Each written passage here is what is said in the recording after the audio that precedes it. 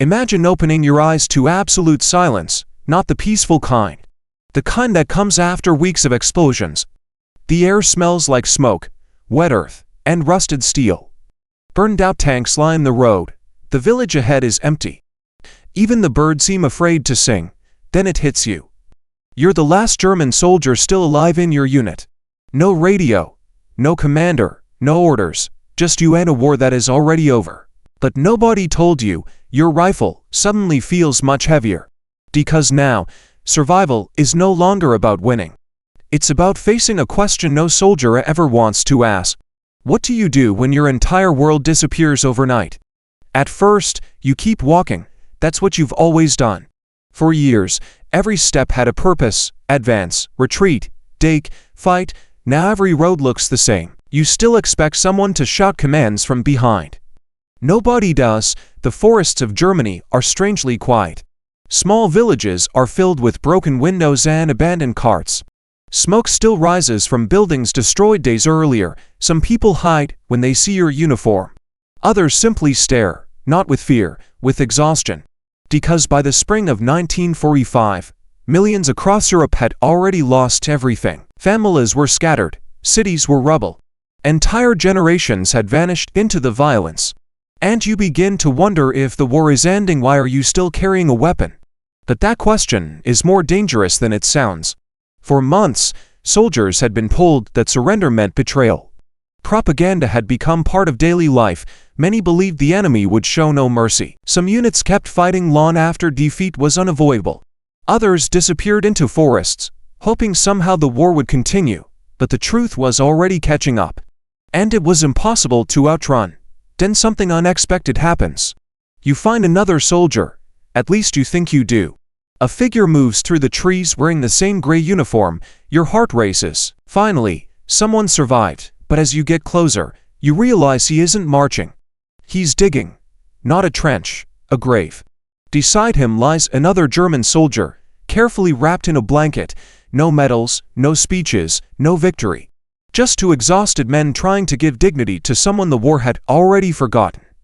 Moments like these appear again and again in personal diaries, discovered decades later. Historians found countless stories that never made headlines.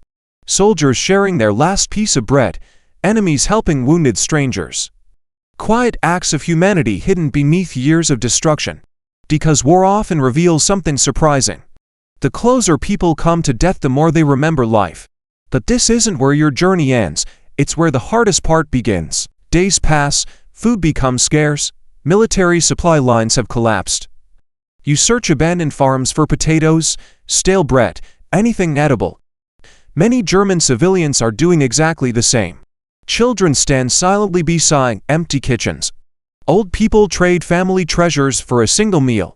Scientists studying famine know what prolonged hunger does to the human mind. Concentration fades, decisions become slower. Hope itself begins to shrink. You feel it happening. Your body is still moving.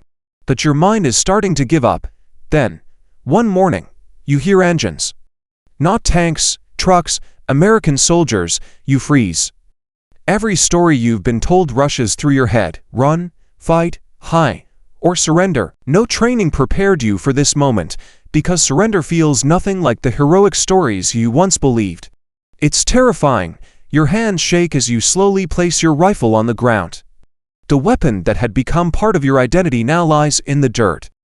For a few endless seconds nobody moves, then an American soldier simply motions for you to walk forward. No dramatic speech, no execution, just another tired young man who wants the war to end as badly as you do.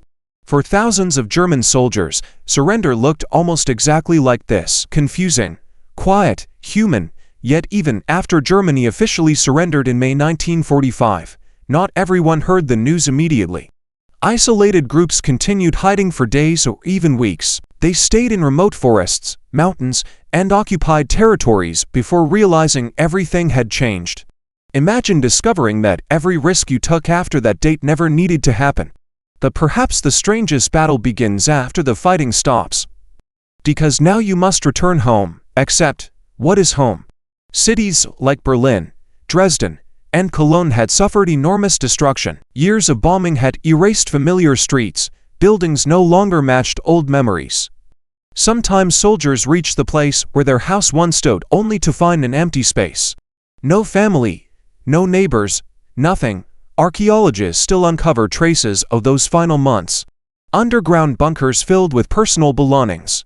Rusted helmets lying beside shattered plates. Children's toys remain buried beneath collapsed walls. Each discovery tells the same heartbreaking story.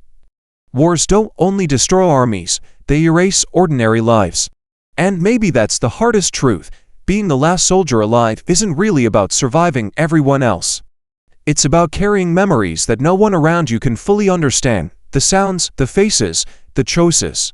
The silence. Years later, your grandchildren might ask what the war was like.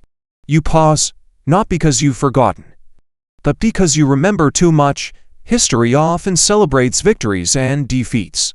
But for the people who actually lived through them, neither felt like winning.